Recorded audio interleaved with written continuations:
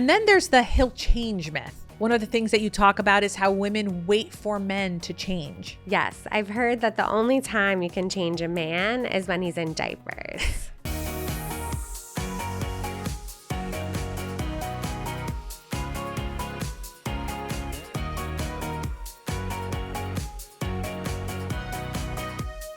Welcome to Ask a Matchmaker. I'm Matchmaker Maria, and on this episode, I'm joined by Rebecca Marcus.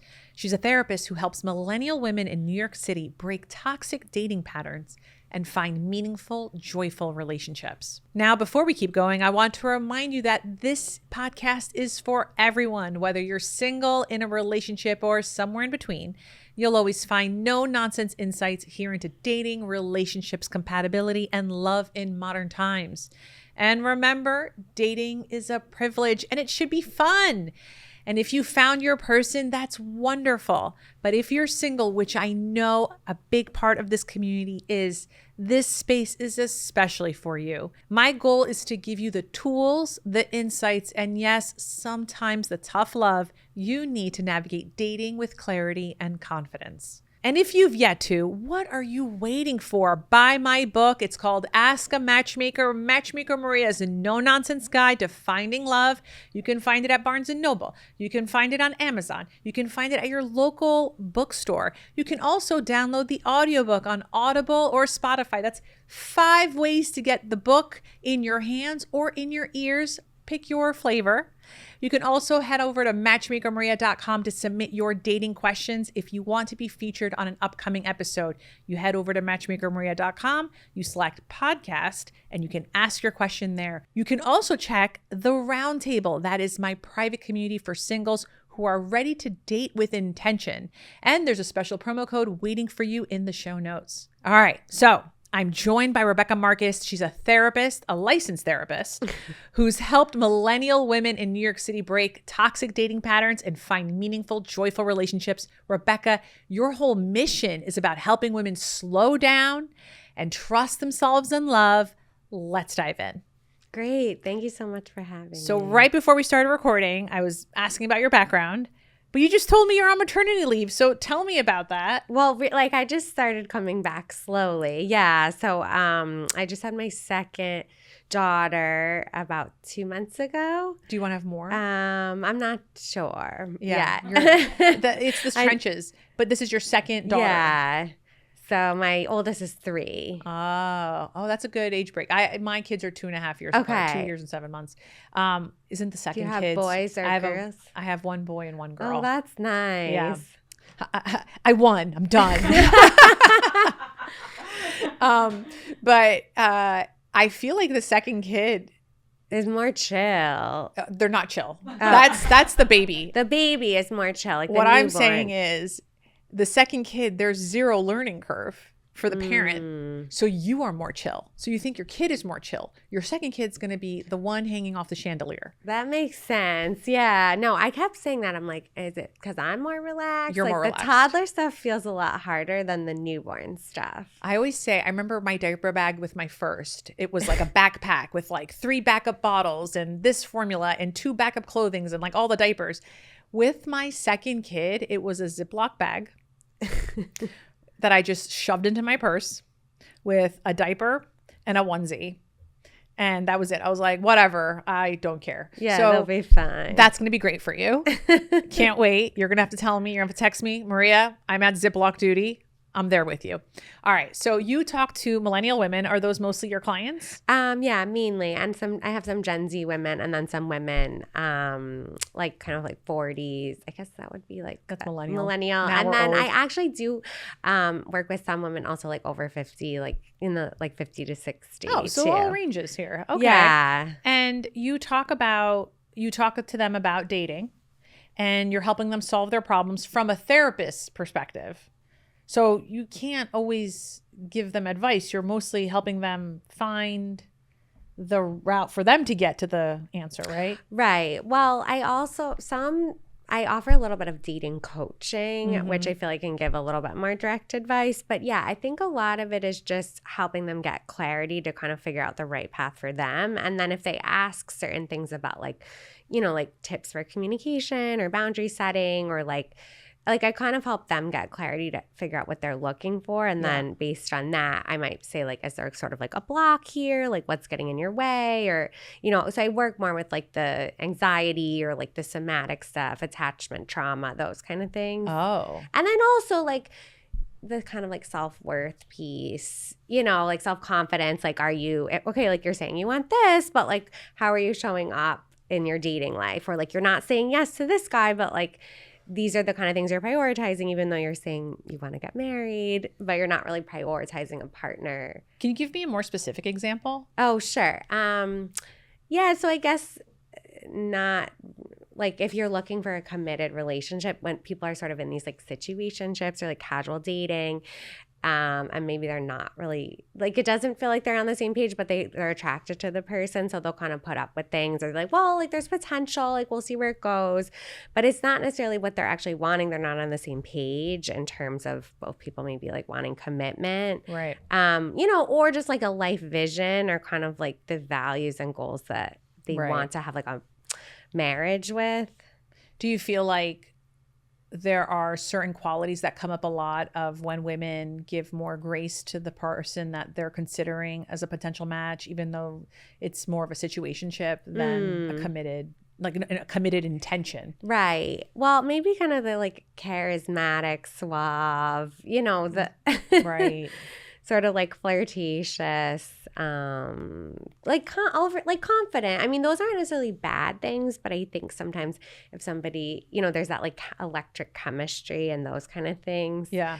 Maybe someone would overlook or be like, oh, like kind of like let it stretch out for longer than.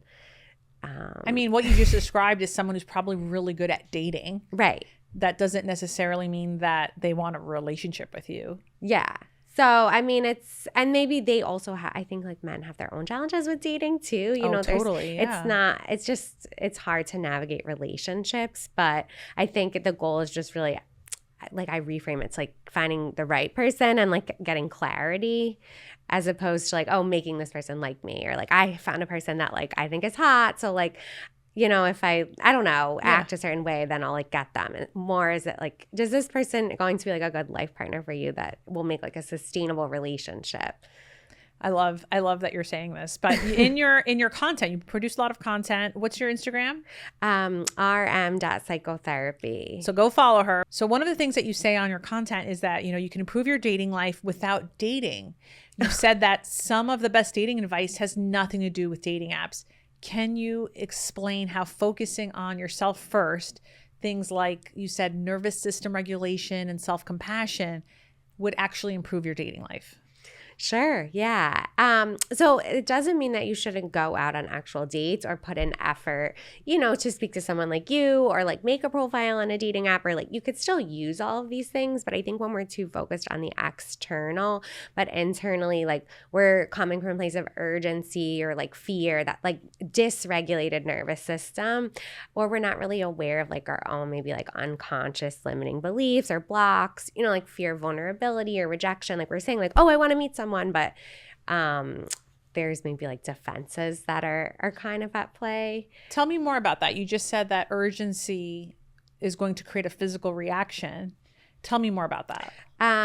Yeah, so being in a place of like, I'm worried, I don't know when I'm going to meet someone. It's a normal thing to have, you know, and so we can still validate it. But when we come from that place, like, I need to meet someone right now, like, I can't be alone. I'm uncomfortable. I need to meet someone. It's the kind of the energy that we give out, even if we're like going on a bunch of dates or like swiping all the apps or like meeting with a bunch of matchmakers, like, you know, the way we show up there is going to reflect how that experience yeah, is. Exactly. Is that something that clouds our judgment in how we look at someone as a potential partner? I think that it could, yeah, for sure. Even if it like in terms of it being like kind of familiar chaos that we tend to be attracted to, maybe guys that are more, you know, like the suave sort of charismatic, like that feels like more familiar to our nervous system. And I like working with the nervous system because it's really connected also to like attachment and learning how to like heal attachment wounds or like regulate, co-regulate, form healthy relationships. and like experience like safety as like, oh, okay, this actually feels good, as opposed to like, this is making me nervous, I feel vulnerable, or it feels boring. So if someone is used to dating in this place of urgency, which I think is, correct me if I'm wrong, it's going to bring your anxiety quite high. When you meet someone, since you work in attachment, when you meet someone who might be exhibiting secure attachment, I have a feeling that the person who has been dating in this urgency and this anxious plane might see the secure person as boring. And if you're used to the charismatic guy on dates and you put so much emphasis on the spark. Exactly. So tell me more about that. Like, what should someone do to, I don't know if this is the right word, regulate their nervous system so that they, can identify the secure person that they should be dating, and B, not F it up. Yeah, no, that's a good question. I kind of take like a holistic approach when looking at it. So, again, just like noticing when you're feeling like, oh, I'm feeling a little triggered, like noticing if there's a pattern of like self-sabotage, or like, oh, it's not working. Like I keep kind of attracting these guys that like it ends up like they're kind of, up and down, like there's mixed signals. Notice your own patterns, and then kind of tune into like your own sort of like attraction to those things, and begin to ask yourself like, where did that come from? Like what actually comes up when I am with someone that's secure? Like sometimes behind that feeling of bored is also maybe like fear or pain or sadness, not feeling safe. Right. I was recently talking to a couple that I set up, and it's going really well. And as I was talking to the woman, she said something along the lines of, I just haven't felt liked by a man in so long that it's making me second guess if I like him because I actually like these ABC qualities, or if I'm finally getting what I asked for. And then she followed up the statement, which I thought was so interesting. She goes, I actually do like him. I just didn't know it was going to be, she said, like this easy, even though she was single for so many years. But she was saying like, okay, I met the person. They're exhibiting secure attachment. That's it? Like she expected when she met the guy for there to be a struggle, some friction, something that's the push and pull. And he's like, no, I'm here. I'm present. And it's almost kind of like, they're still dating. I sincerely pray that it hopes works out. It's been about 3 months, but it was just so, I when we were talking about it, just a couple of weeks ago, I remember saying to her, like, this is what it's like to date someone that you like, who likes you back and is acknowledging that there's a relationship forming. Right. It's not supposed to be like a game or no. feel like and it is that fireworks. Easy. Like it is when it happens, it's that easy. And I think she almost had to, I'm saying this, she's not saying this. She almost had to mourn that she's no longer single. Like she's met her goal. Now I got to mourn it. I have thankfully clients that like initially came to me when they were dating, looking for someone, and now they're in relationships. And I think they have similar experiences, that it feels easy, or almost like, wait, they actually want to be exclusive with me. Like They're kind of thrown off by it.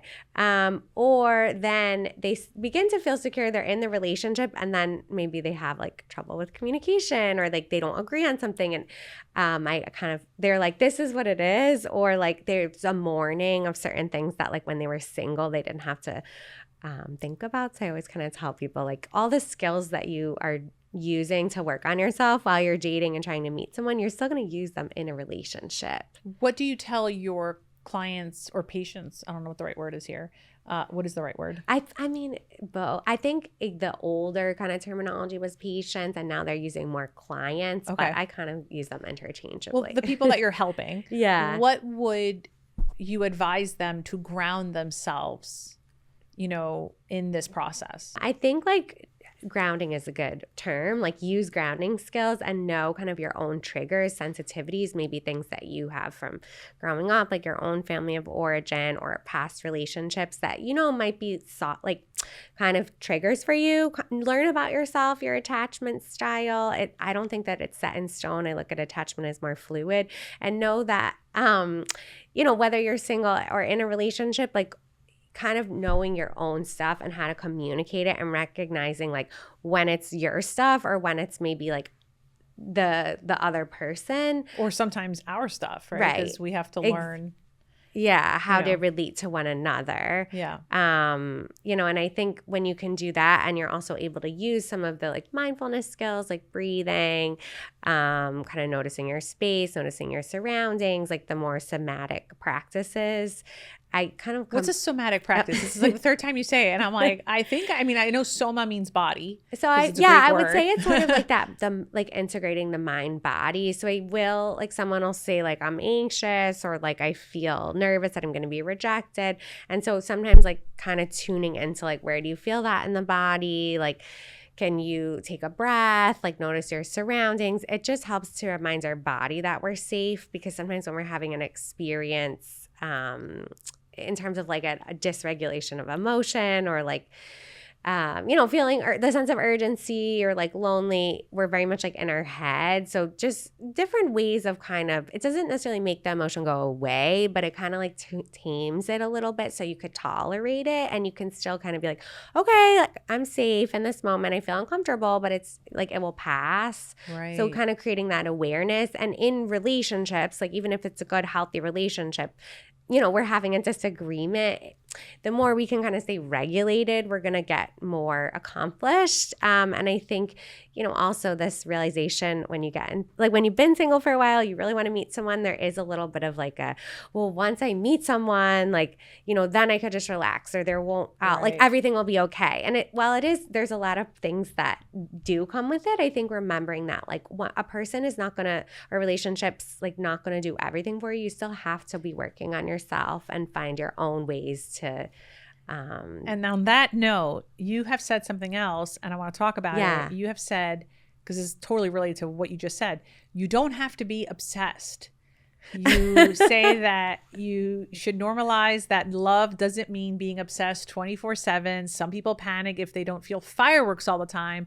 Why is that actually a green flag of a stable relationship rather than a red flag? I just want to say I agree with you. Yeah. And I think it's also hard. I mean, first of all, like I, as like a teenager, this was the things that I thought like, oh, like I have a crush on this boy. He's so cute. Like you're thinking about them all the time. Like the movies that we would see, Disney like starts us on this like kind of Saved by the Bell. Yeah. I talk about this in my book that like, so much of the things that we consumed as teenagers in the 90s. Like Boy Meets World. Exactly. Yeah. So it said Saved by the Bell, Boy Meets World, Family Matters, A Walk to Remember, and I think I mentioned one more thing. And all of those shows had in common where it's like, this is all you have is this crush obsession. Yeah. And everything revolves around it. And I think we do bring that into adulthood. Yeah. So, one of the things that I hear a lot, especially in my DMs on Wednesdays, on Ask a Matchmaker Wednesdays, is someone will say, I really like this person, but I don't feel a spark. Or I really like this person, but, I'm not feeling butterflies when I see him anymore. And it's always like, we've been dating for 3 months. We've been dating for 6 months. And I'm like, yeah, my initial reaction is like, yeah, you're in a relationship now. Right. You're not like worrying that he's going to not call. Or yeah, like not those butterflies before. I mean, there is a thing called butterflies, which is like the excitement of seeing someone. It's not bad to have it. But that spark is the anxiety of like, how did this date go? Will they call? Do they find me worthy of another date? And it's like, yeah, that's exciting. Some people, I've met them many times, both personally and professionally. They only want that first 5-date excitement, getting to know someone, doing those, being the best first date someone's ever had. But that's not conducive to like what the reality of relationships is. So please touch upon for me, like, how can we determine what is the line between, okay, this is a healthy relationship and we're not necessarily obsessed with each other 24/7, and also this relationship is actually, we're not interested in each other and we're not working together?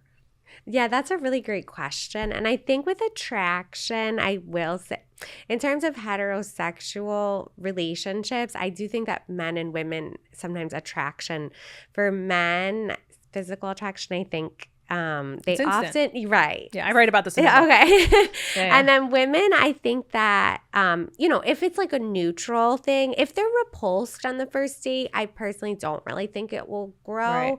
But I think if it's neutral or like, well, they're not really my type, or like you're saying, like they don't have the instant spark, I think if there is like an emotional connection and the personalities mesh well together, and they have the compatible traits, for sure. I think it definitely can grow. So sometimes letting people know that, like, hey, like, I don't know, like when in doubt, go out. Like if you get to a point where like you're kind of like you want to get clarity. Right. But I definitely seen it grow. I think when I was dating my own husband, I felt like that too. Yeah, I was I talk about this in depth in my book. But to go back to the question, it's like, what are the signs that, okay, this is a stable relationship versus this relationship is actually at the end of its course because we're not interested in each other.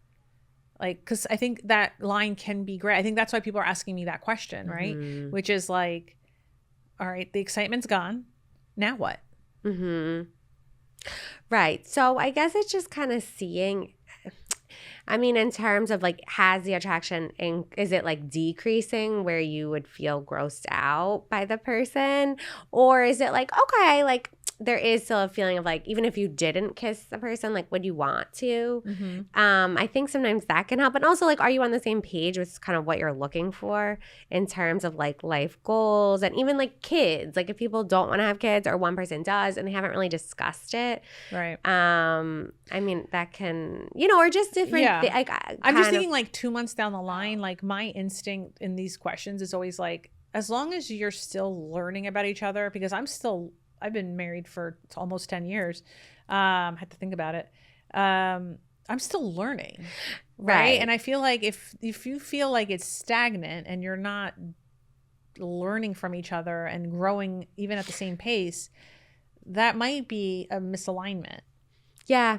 Well, I think also for me, definitely like growth oriented was a trait that I was looking for, mm-hmm. So that's what I think, right. If you feel like you're not going in the same direction. Yeah. No, and sometimes it's hard. And I think sometimes scarcity mindset can come into play when people, if it's not a match, it doesn't mean they're like, it's a bad, like either of them are like bad or like, it's like, sometimes it might look good on paper. It's not dating. Exactly. Right. But I think having the mindset of like, okay, there's like someone for everyone. Like he's not the only, and I feel like when I work with people like the only like semi like attractive Jewish guy that's nice. It's like, okay, well there's other guys like that could be nice and Jewish and that you find attractive. Like just because this guy has those, like you don't have to force it. Like when you get to a point where you're like, I think that's also learning to trust your gut. Like that it helps to speak to someone like you or like a therapist or a dating coach, a mentor. Yeah. I think if you need a little bit of help kind of getting there. Yeah, to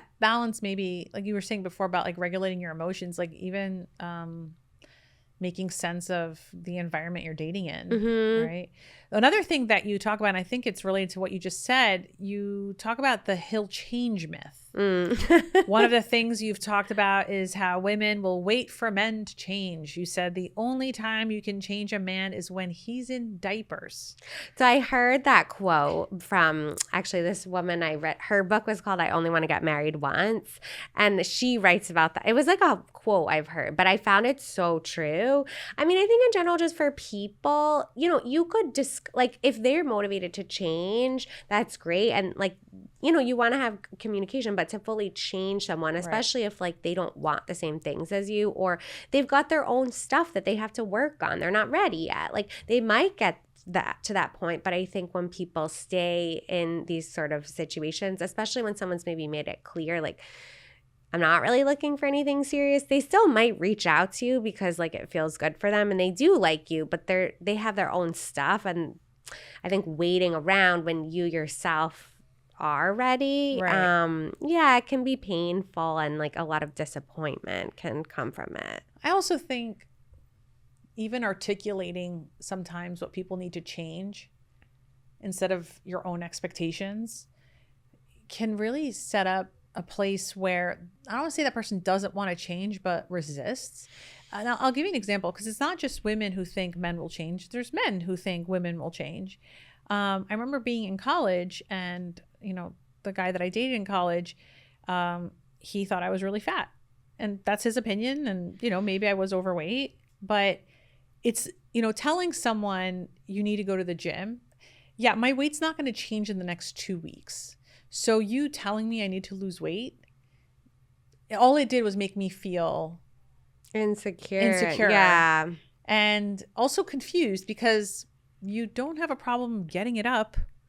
So I know I know your body finds me attractive. What is this, you know? And it's funny because then I look back at photos of me back in college and I'm like, shit, you've seen those quotes. Hot. What it was like, I wish I was you? As like fat as I thought I was in high school and as tired as I thought I'm going to include a photo right now here. I'm going to include a photo. This is what I look like in college. If you're on YouTube, you know, I think this person was suffering from mad cow disease or something. There was something wrong with his brain. Those kind of things. So, I mean, knowing, like, sometimes when we're younger, we don't realize that that's kind of like a semi-abusive, like, controlling thing for someone to say. You know, we don't recognize it. We're like, oh, I like this guy. Like, I want him to like me. Like, I guess I do need to lose weight. You know, and I think body image, I mean, even this is a different topic, but like with all a lot of people talk about like the GLP-1s now, like in dating and how that, you know, there's a lot of pressure for women. But I think also knowing that like, hey, that's kind of like an unhealthy like red flag if someone says that to you. Again, it goes back to like, can they change it short term? So for instance, if someone has bad breath, I think it's okay to tell them, hey, do you need a mint or did you eat something weird today? Like, totally. Right? But if you're telling them like, when are you going to get your teeth straightened? That's not something that can happen the next few weeks, right? Right. So we have to really, you have to ask yourself, like, do you really think that the person you're dating isn't aware of their own, like how they fit into the conventional range of attractiveness? You know, they didn't need you to tell them. The point is that like you can see on your own what efforts are they doing to maybe change that if they want to. Yeah, and that's just like the physical stuff. I think also, you know, just I mean someone's certain personality traits, like they could work on it, or just their intention with like where they're at. Like if they're not so emotionally available, or they're like they reach out to you like when they're kind of drunk, or like they've let you know like, hey, I'm not really ready, but like they still, you know, they reach out and I've seen women kind of be like, well, like, I don't know, they texted me, you know, but they've made it in a sense clear that like, yeah, I'm not really looking for anything serious. Right. I think that that's also where it's like important to remember like, okay, you could set boundaries. You could say like, hey, I'm actually looking for something serious. So like until you're ready for that, like don't contact me anymore. You know, and sometimes I definitely put like boundaries and like deadlines and all these things when I was dating my husband with certain things. And I think it's like, okay, like this is my boundary. Like if you're not going to meet it, like, okay, like, you know, like bye. I mean, not, but just I think it's okay to set. People don't change. Right. So either you have to accept like where they're at. You know, people can certainly work on things, but they have to be self-motivated to do it. Right. Oh, I appreciate that so much. Yeah. Okay, Rebecca, we have a hotline question that's come in. I'm going to play you the voicemail, and I want to get your take on it. And if you want to have one of your hotlines featured in an upcoming episode, like I said, head over to matchmakermaria.com, hit podcasts, leave your question. All right, let's go. Hi, Matchmaker Maria. It's Lauren. I'm from Kentucky and I'm 37 years old. My question for you is like, how do you suggest walking back when you make a conversation about something, but then you realize like what's actually bothering you is something else? So for context, the conversation we're having is about meeting his parents. But for me, what's happening is I'm like realizing that maybe we're not on the same page, or maybe the relationship doesn't mean the same thing to us. And so I just, now it's become this thing where meeting his parents has become this big thing. And it's been rescheduled like twice. And it's just taken a long time to get there, to the point that like his parents are nagging him. And every time he sees me, he's like, oh, shoot, I got to figure that out. And I just feel like there's all this pressure on him. But really, like what I need from him is like to be sure that the meeting of the parents means the same thing to both of us. And because of how it went down, it's like I feel a little insecure, if I'm honest, in a relationship that I've felt nothing but green flags insecure about. So how would you walk it back? Would love to hear. Man, I am so happy you're here to answer this question, because I think this is a great, it's covers so many of the things that you just shared on this episode. It's a great question. And I think it's something everyone could learn from too. But I would say communication is such an important part of relationships, whether you're married for a long time or whether you're dating someone and it's starting to get serious, just in general. So, I think the fact that you're maybe feeling there could be a discrepancy between your expectations, like just to kind of bring that up and name it. And, there's a good chance that you're probably on the same page, or if you're not, you could at least have a conversation about expectations and kind of what that means and get that clarity for yourself if you want to move forward. And I know it can feel very vulnerable sometimes to have those conversations, especially if, you've invested some time in it. You're not sure what the other person's going to say. Right. But I think a lot of times you could be pleasantly surprised, especially if, there's been that sort of potential there. And if not, it's kind of, you got that clarity. It might sting for a little bit. And that's where some of the coping skills and like support and things like you need to use. But then, and it's kind of remembering like, okay, then maybe that's not my person, but I'm somebody else. Like I'm close. I'm getting more clarity on the things that I need. And I'm also practicing skills to have the hard conversations, to regulate my emotions, like to advocate for myself. Yeah. And I would actually add to this. I think there's two things that are very clear to me. And it's not, I want to know more about his relationship with his own parents. And then also what communication has happened with the expectations that you have and how that ties into historically what has happened. So let's go with the relationship with his parents. Girl, I relate to you. That was an issue for me too. It was wibbly wobbly. I don't even know if those are words, but meeting my in-laws was the most stressful period of my life. And it's still a major stressor in my life. It doesn't go away. And that has to do with the relationship that my husband had with his parents. My husband tends to have his parents at an arm's distance. It's what he feels comfortable with. It's how he has set boundaries. I mean, Jesus Christ, he has 5,000 miles between him and them. And I'm not saying that my in-laws are bad people. They're not bad people. They're great people. They're kind and they're very smart and they're very giving. But I think I can't speak for my husband, George, but having been a part of this family for enough time and having 2 kids with him and spending my summers with my in-laws, I can see that my husband has a very different vision of how he wants his life to be, and that I think his parents sometimes lack trust in that. And there's no reason for them not to trust him, but I do believe that in order to preserve that relationship, he does have them at an arm's distance, so that when it came to time for me to meet my in-laws, he didn't share that with me. Right? He didn't tell me like, listen, my parents don't usually trust me with anything, even though I've never given them a reason not to trust me. And I don't want them to give me the language of doubt and break this off. I'd rather like, let's delay this as much as possible. And that's what happened. It was rescheduled a couple times. Then it was delay.